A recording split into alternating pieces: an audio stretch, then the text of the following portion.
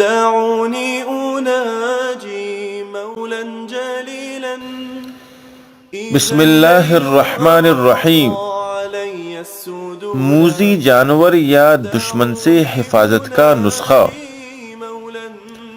اگر راستہ میں کسی موذی جانور یا دشمن سے خوف محسوس ہو تو 7 دفعہ اس پر یہ آیت پڑھ کر پھونکیں: اعوذ باللہ من الشیطان الرجیم صم بکم عمی فہم لا یرجعون۔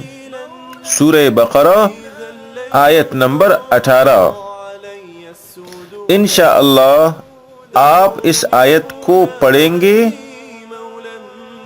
تو آپ کا دشمن اندھا ہو جائے گا اور اللہ پاک بحفاظت آپ کو آپ کے منزل تک پہنچائے گا۔